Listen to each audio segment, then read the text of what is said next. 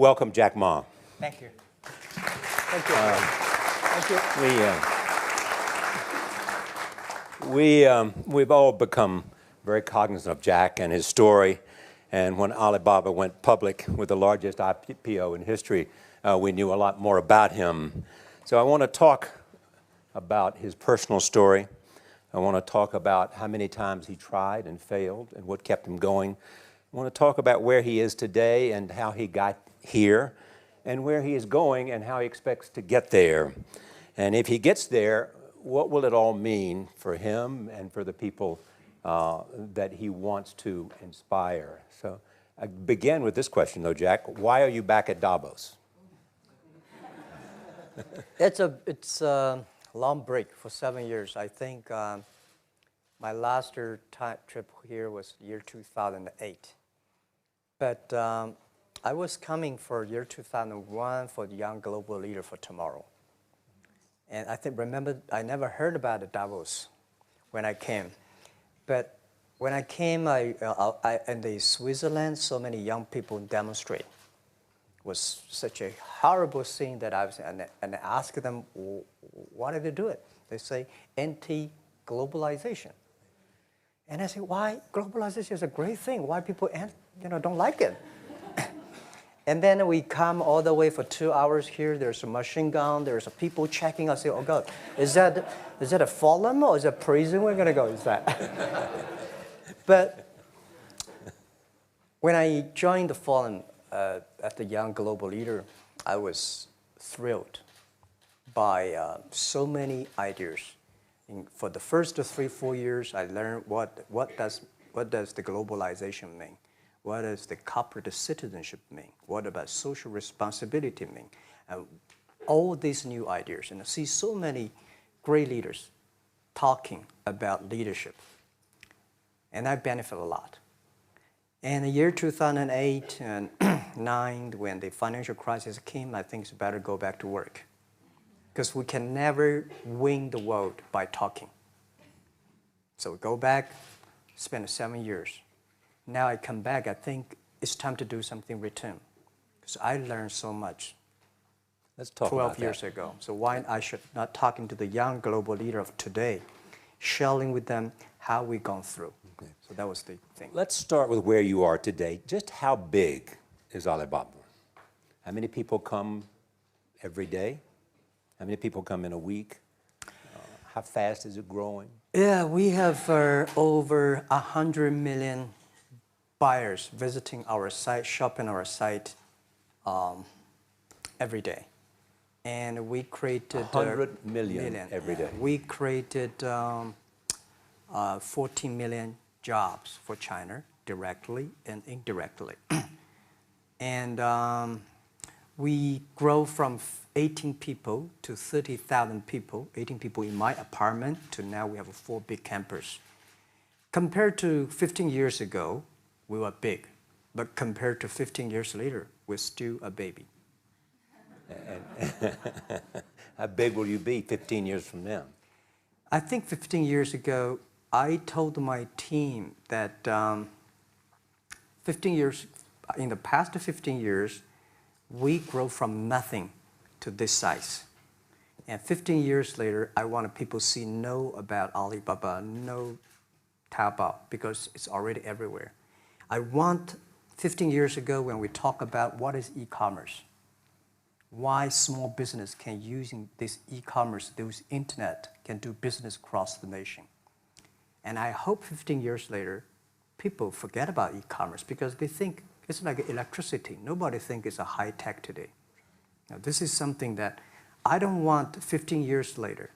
We still walk on the street talking about why and how e-commerce can help people. Talk about the IPO. Did it exceed your expectations? Well, it's a pretty small IPO, 250. Yes. Yeah. The largest IPO in the history of Wall Street. We raised. And number 2 was a Chinese bank. Thank you. I remember year 2001. We went to raise some 5 million, 3 million venture capitalist dollars in the USA, and got rejected. And I say we'll come back raising a little bit more. But I think, what we think more about is for $25 billion, how we can spend the money efficiently, because this is not the money, this is the trust from the world, the trust from those people. They want you to do better jobs to help more people. They want to have a good return. So I think gives me more pressure, because when our market cap is bigger than IBM, for a certain day we're bigger than Walmart. We're one of the top 10, 15 largest market cap company in the world. I told my team and myself, is that true? We're not that good. Because years ago, people say, Alibaba model is terrible. Does not make money, have this and that, all the big bad things, because Amazon is better, eBay is better, Google is better, and there's no such model like Alibaba in the USA. So I told myself and people, we were better than people thought. But today, when we are that big size, I said, no, we are not that good as people thought. We're just a company 15 years old. Average age is 27, 28 years old, young people. We're doing something that human beings have never tried. So I want to talk about the future. Let me take you back to when you were born in Hangzhou, where the headquarters still are. Yep. And your campus is there. You don't have a loot, don't move your loot. Your headquarters there. Yeah, you found it there, loot there. You grew up in the 60s. 64. Born in 64. That was the time of the Cultural Revolution. Yeah, it was the end of the Cultural Revolution. It was, well, my grandfather was a tiny landlord, was considered, after liberation, was considered to be a bad guy. So I was, I know how tough it was when I was a kid. You tried to get into 3 colleges. Mm-hmm. Each time they rejected you. No, I tried. There is an examination that young people, if you want to go to university, you have to take the examinations. So I failed 3 times. Right. But a lot of fail. I failed for funny things that I failed a key primary school test for 2 times. And I failed 3 times for the middle schools. And you will never believe in Hangzhou, my city, there's only 1 middle school that lasts only 1 year. It was changed from primary school to middle school because our graduates of our school, no middle school accept us because we were too bad. Yeah. They would become a middle school. What effect did it have, though, being rejected? Well, I think we have to get used to it. We're not that good. Even today, we still have a lot of people reject us. I think when I graduated from universities, and before I, for 3 years, I tried to fill in the universities. So I applied jobs for 30 times, got rejected. I went for a police. They said, no, you're not good. I went to even the KFC. When KFC come to China, come to my city, 24 people went for the job. Yeah. 23 people were accepted. I was the only one guy.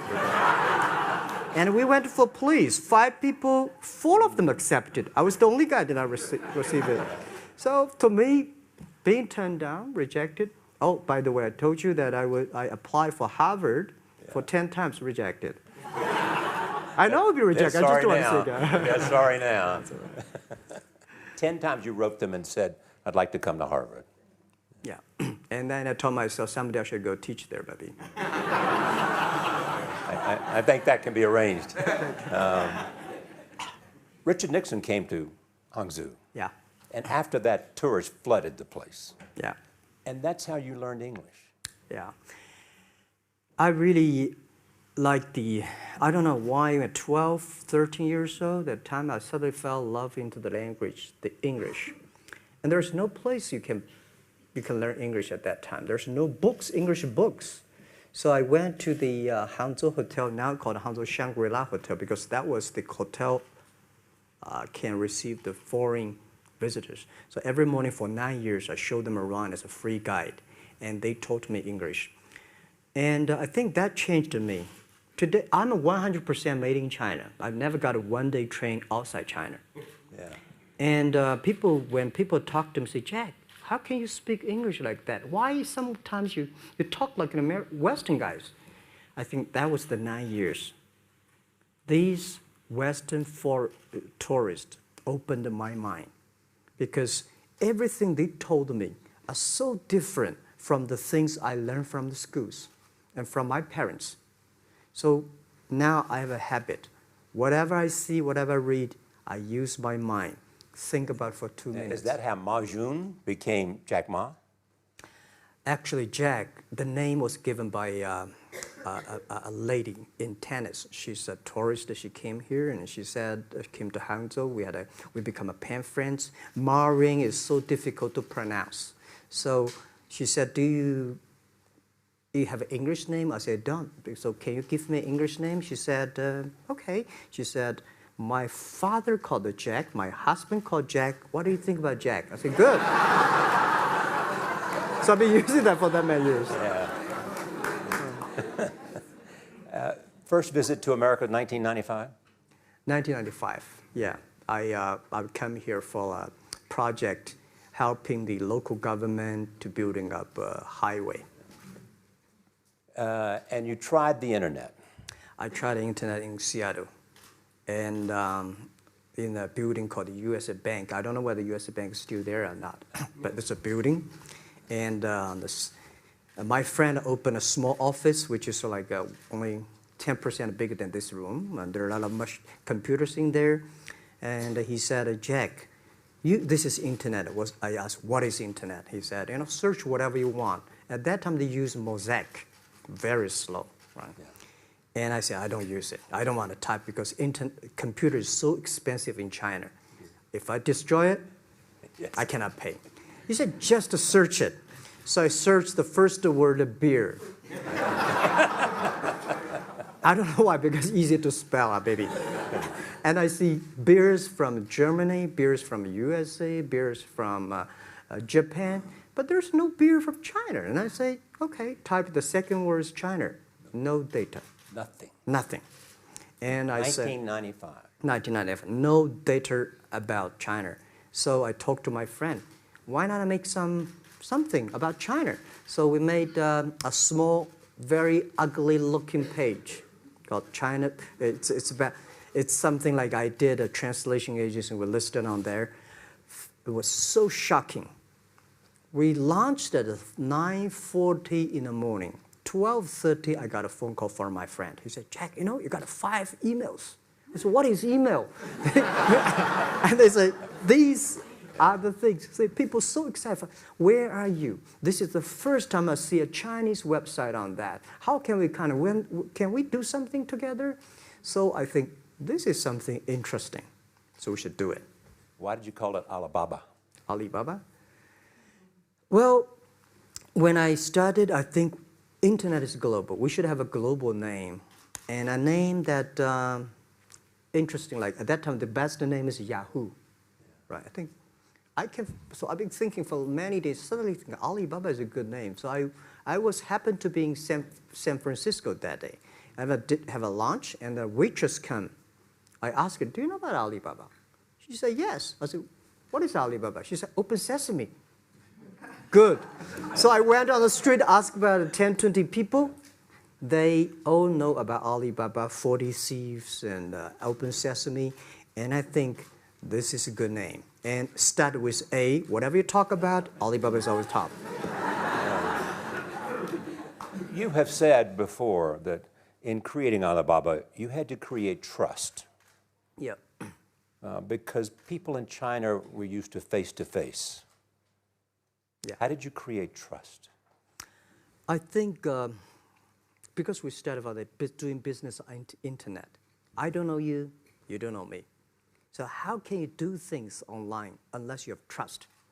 So for e-commerce, the most important thing was trust. I think when I first went to USA for raising money, talk to the venture capitalists, a lot of people say, oh, Jack, no.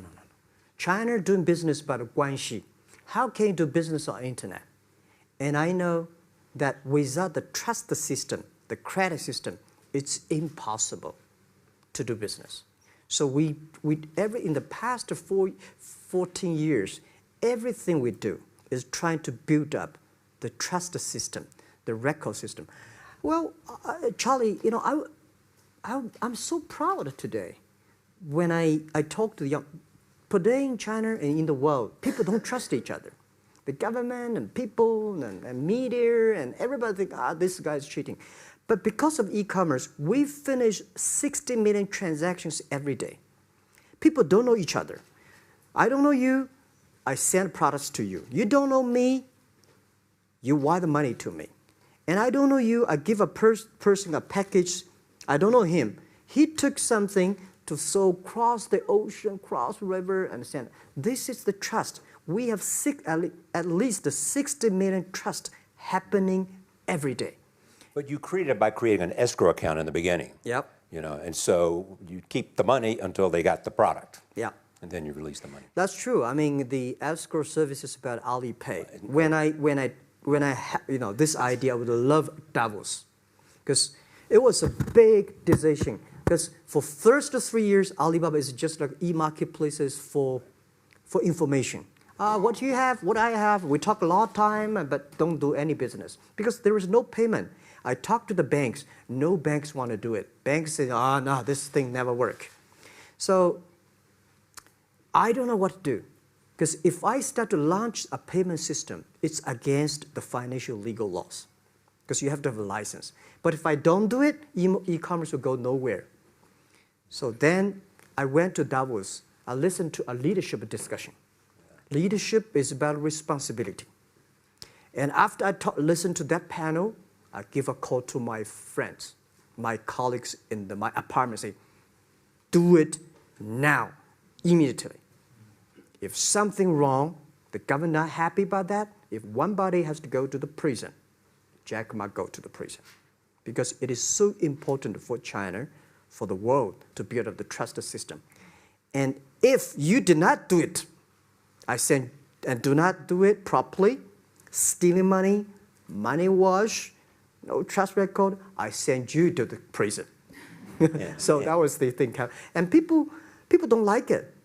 So many people I talked to at that time for Alipay, they say, this is the stupidest idea you have ever got. But I say, I don't wear the stupid clever as long as people use it. Now we have 800 million people using this Alipay.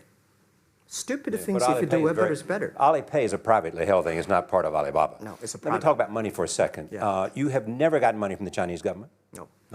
None. I want it at the beginning, and later I don't want it, because I think if the company always think about picking money from out of the government pockets, that company is rubbish. Think about how can you make money from the customers and market and then help customers succeed. That's our philosophy. No money from Chinese banks? No.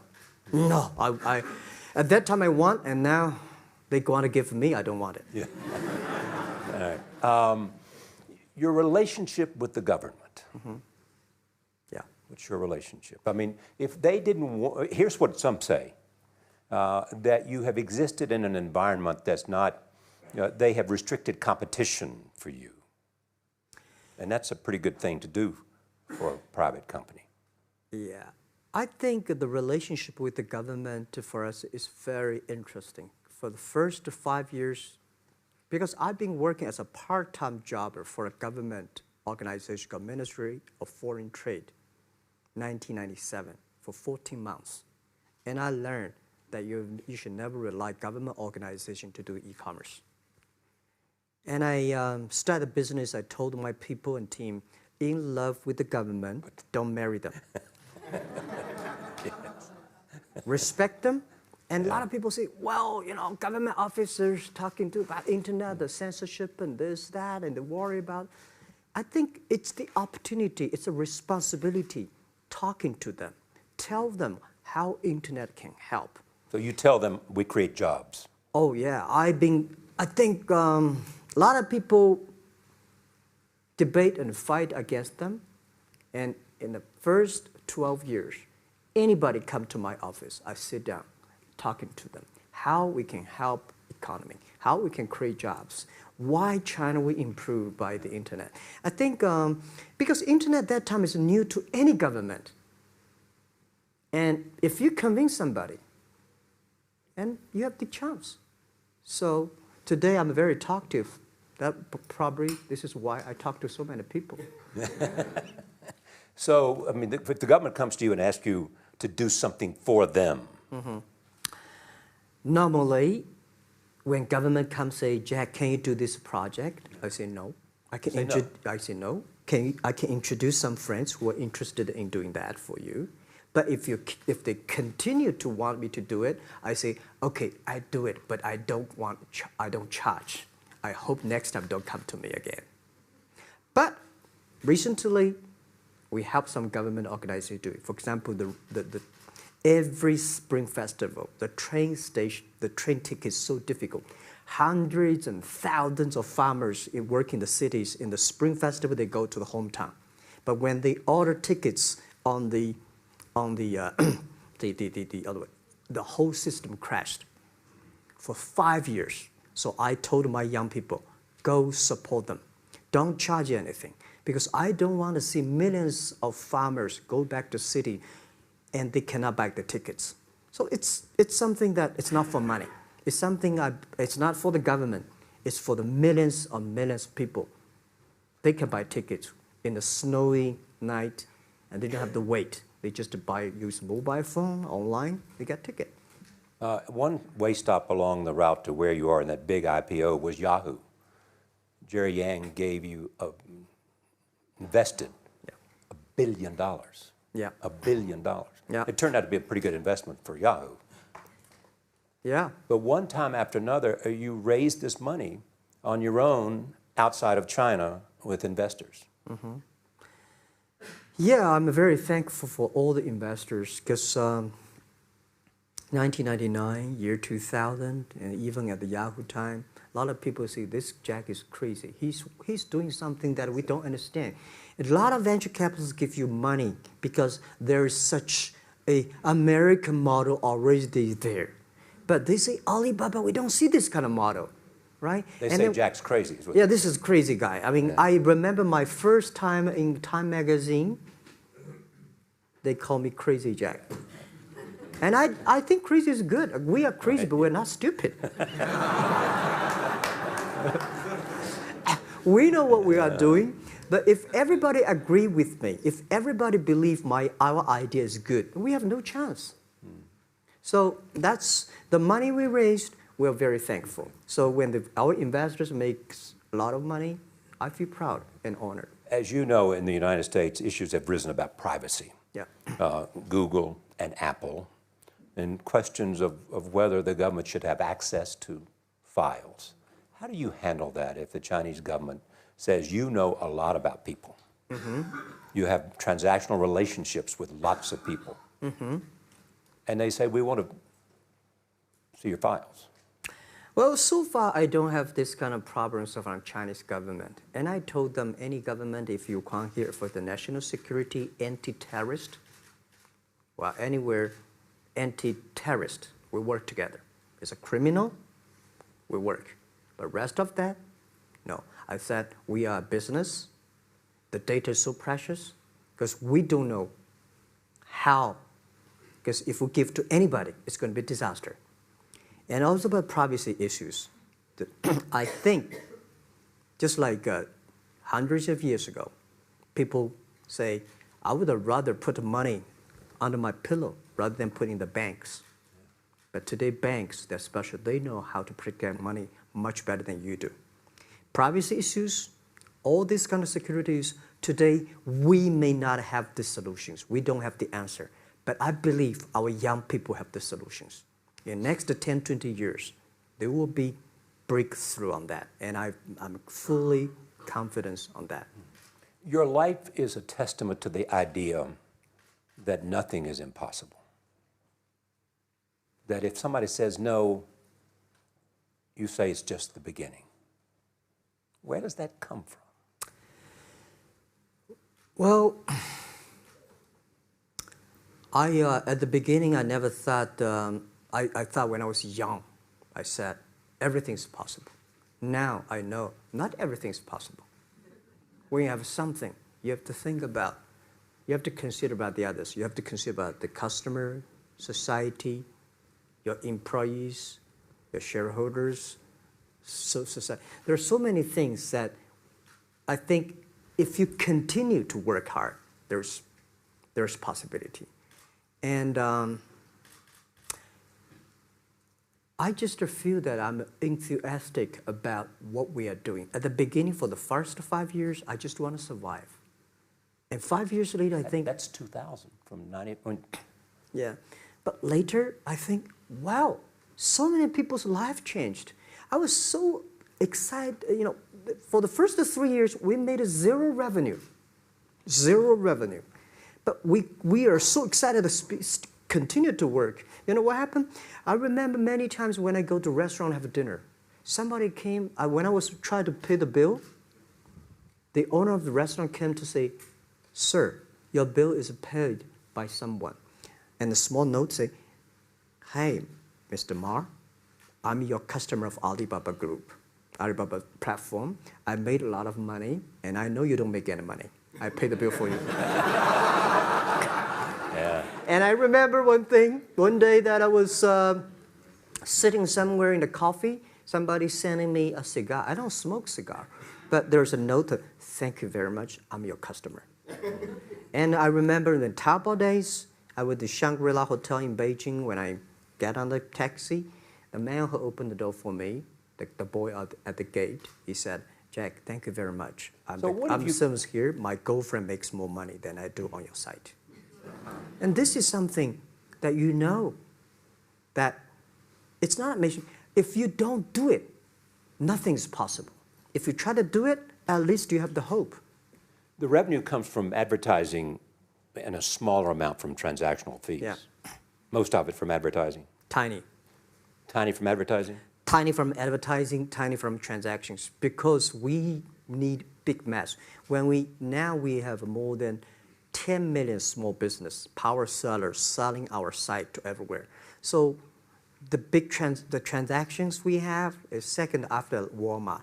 So tiny. Second after Walmart. Yeah, tiny of the of the money already make us big.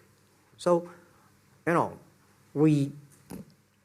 second after Walmart, I remember one of the senior management of Walmart guys came to Hangzhou 5 years ago. He said, "Jack, you know, you did a great job," and blah, blah, blah. So I said, maybe in 10 years we'll be bigger than Walmart. He said, "Young man, you have a good hope."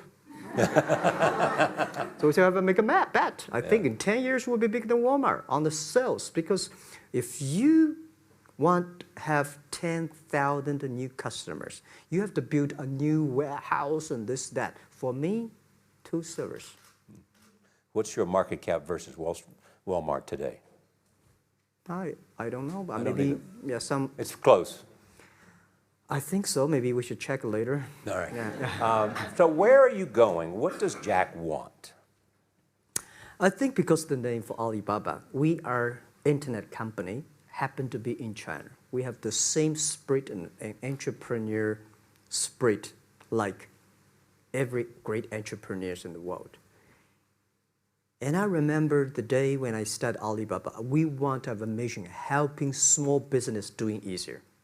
So next step is, today, so many millions of small business using our platform to sell things, and over 300 million consumers buy things from our site. Cheapest, efficient. So what I'm thinking about, how we can make Alibaba a platform for global small business. My vision is that if we can help a Norway small business can sell things to Argentina, and Argentina consumers can buy things online from Switzerland. And we can build up, which I called, I don't know, maybe not right word, called EWTO. The WTO is great, past century. But WTO helps so many big companies to sell things across the nation. Today, internet can help small business sell things across the oceans, across the nations. And I hope that we can serve 2 billion consumers. 2 billion consumers. 2 billion consumers. We can help 10 million small business outside China. Help them. Outside China. Outside China. Because we help the American farmers in Washington State almost 300 tons of cherries to China last year. Cherries. Before we sell, the ambassador of US came to me and said, Jack, can you help us selling cherries? In China. I said, what cherries and the fruits? He said, why not? I said, why not? Let's try. So that when we start to sell cherries, the cherries still on the trees. So we start a pre-order, 80,000 families order cherries online.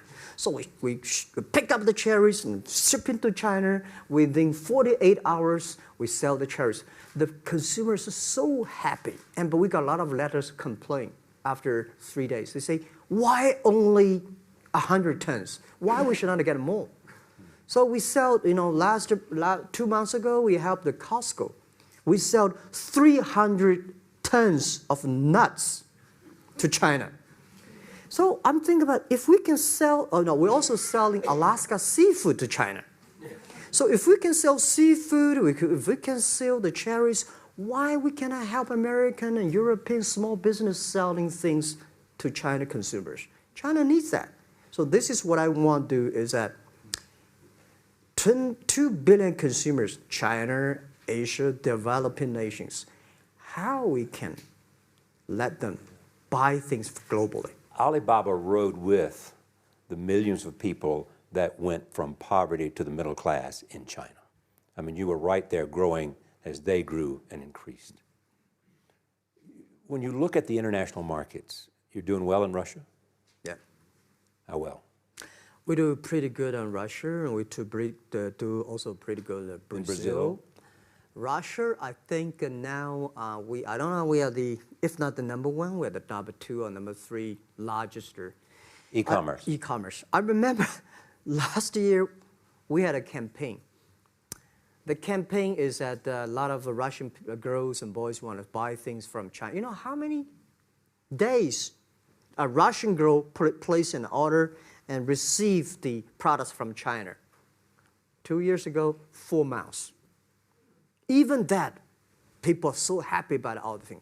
And last year, the campaign, within 1 week, we crashed the whole logistics system of Russia. All right. You were also seen in Hollywood. Yeah. What are you doing in Hollywood? Well, I like the Hollywood innovation and the digital background. I learned so much about the Hollywood movies, especially the Forrest Gump. You love Forrest Gump. I love Forrest Gump. Well, why do you like him? Simple. Never give up. Never give up. People thinking he's done, but he knows what he's doing. And I was very depressed the day, year 2002 or 3 in the States, when a bit earlier than that. I was very depressed when I could not find out a way for the internet. And then I watched the movie in my friend's home, Forrest Gump. When I see him, I think, this is the guy we should learn from. Believe what you're doing, love it, whether people like it, don't like it, be simple. And like the word, life is like a box of chocolate. You never know what you can get, right? I never know I would be here talking to you and talking to Charlie Rose. I never know. But today I made it. I told my people in my apartment 15 years ago, guys, we have to work hard, not for ourselves. If we can be successful, 80% of the young people in China can be successful. We don't have a rich father, powerful uncle. We don't have $1 from bank, 1 cent from government. Just work as a team. So what do you worry about? I worry about it today. Young people, a lot of young people lose hope, lose vision, and start to complain. Because we also have the same period. Because when I got, it's not a good feeling being rejected by so many people. We also depressed, but at least later we find that the world has a lot of opportunity. How you see the world, how you catch the opportunity. So, in the Hollywood gives me a lot of inspiration. You know? But you were out there for business. You were out there because you want to make movies and sell them. I want to make the movie for business-wise. We are e-commerce company. We have a lot of products that need logistic. But movie, TV, these are things you don't need logistic system. And movie probably is the best product that can help Chinese young people to understand. Because one thing I told the Chinese people, my friends, in American movie, all the heroes at the beginning, they look like a bad guy. Terrible things coming, they become a hero. And finally, they all survived. China, if you're a hero, all the hero died. So, because only dead people become the hero. So nobody want to be the hero. So you want to change the Chinese definition of hero? Yeah, I want to say hero. Today we have so many heroes who live in this world. Are you still writing these kung fu novels, or are you just reading them? I read them, and I start to write something. I think it's fun. The kung fu is something you start to think about something that you cannot do. But if you have some luck, if you continue to practice, if you got a good master, if you're a good team, you get expert. So at least to make me, when I'm busy, when I'm tired or frustrated, I read kung fu books. And You also travel with a Tai Chi. Am I saying that right? A trainer. Trainer. Tai Chi? Tai Chi. Tai Chi. Tai Chi, yeah. What does that do for you, other than keep you in good health? I love Tai Chi. Tai Chi is a philosophy about yin and yang. Yeah. Tai Chi is about how you balance, how you work, like a competition. People say when I compete with eBay, say, you hate eBay. No, I don't hate eBay. It's a great company. You know, they come, I go. You know, Tai Chi is like, you fight here, I go over there. You put it on the top, I go to down, right? So it's a balance, right? You are heavy, I'm small, you know. When I'm small, I can jump. You're heavy, you cannot jump. So the Tai Chi is about a philosophy. I use in Tai Chi philosophy in the business. Calm down. There's always way out. And keep yourself balanced. And meanwhile, don't try to keep, because business is a competition is a fun. Business is not like a battlefield. You die or I win. Business, even if you die, I may not win. Right? So it's about fun. So Tai Chi gives me a lot of inspirations. But you want your life and you want this company, Alibaba, to change the world. And you're changing the world if, in fact, you provide a forum for buying and you enable people to earn a living. Yeah. But also, you believe that Alibaba ought to change the lives of women. So what are you doing? At first, I think many years ago, I want to change the world. Now, I think if we want to change the world, we change ourselves. Change ourselves is more important and easier than change the world. And second is that I want to improve the world. Because it changed the world may be Obama's job. Because my job is to making sure that my team are happy. Because my team are happy, they can make my customer happy. If my customer, they are all small business. When they're happy, we are happy. About women, one of the secret source for Alibaba's success is that we have a lot of women. What percentage of women Well, among one day employees? before, I think 2 or 3 months before we IPO, there's American journalist come to our company. She asked me a question. Jack, I've seen so many women in your company. I say, what's wrong? We have later we find that we have 47% of the employees of our company are women. How many? 40? 47% of our company are women. And we actually had a 51 because we acquired some company these days. They have more men, so balance that. But these are women in top-level positions? 33% of the management are women. And 24% of the senior management, very top level, are women. We have a women CEO, CFO, CPO, Chief People Officer, and we have everywhere. And I think so comfortable to working with them because women, in this world, if you want to win in 21st century, you have to making sure that making other people powerful, empower others, making sure the other people better than you are, then you will be successful. So I find the women, they think about the others more than they think about themselves. Right. Yeah, women think about the kids, husband, parents, much more than the man. And the user-friendliness. A couple of things I want to talk about before we go, because we have less than a couple of minutes. China today, are you worried the economy slowed down? No, I don't worry about it. I think China is doing, it's slowing down is much better than keep on 9%. China today is the second largest economy in the world. It's impossible to keep 9% of the growth. If China still keeps the 9% of the growth of the economy, there must be something wrong. You will never see the blue sky. And you will never see the quality. China should pay attention to the quality of the economy. China should not. So if we have a lot of influence, like the Hollywood movies, things, and we have the sports and these things in the GDP, will be much better. So I think, just like a human growth, you can never, this body can never grow. Certain time, the slow of growth of the body is slow, but you should grow your mind, grow your culture, grow your value, grow your wisdom. I think China is moving to that direction. And you saw Modi in India? Pardon? Did you see Modi in India? Not yet. I'm looking forward to that. So you'll go to India. Yeah. Finally, there's this. You're one of the world's richest people.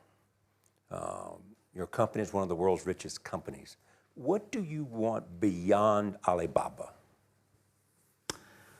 Well, about richest people, I was really not happy in the past 3 months when people say Jack Ma is the richest people of China. Global celebrity, they said. No, I'm not. When I started the business, you are. I never thought, because how many? Yeah, maybe I am. But I think 15 years ago, in my apartment, my wife was at that time one of the 18 founders. I asked her, "Do you want your husband to be a rich person?" I never said rich person in China, rich person in Hangzhou, or you want your husband to be a respected person. She said, "Of course, respected." Because she never believed, and I don't believe we'll be rich people. We just want to survive. But I believe when you have $1 million, that's your money. When you have $20 million, you start to have a problem. You worry about inflation, which is stock to buy and this, that, had it come. When you have $1 billion, that's not your money.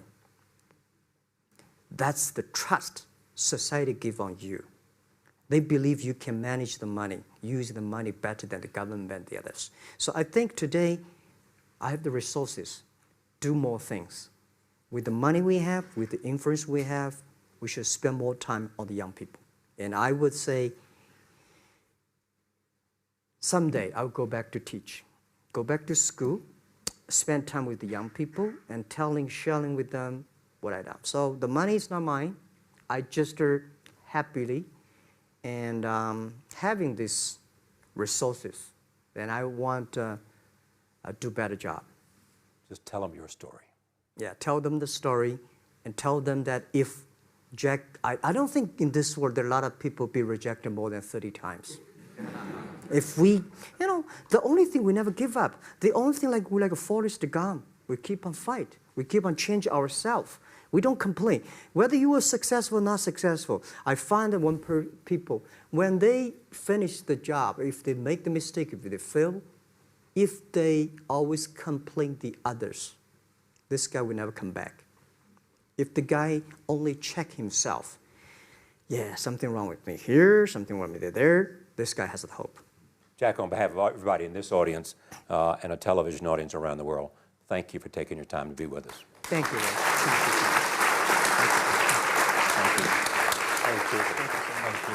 Thank you so much, Rob.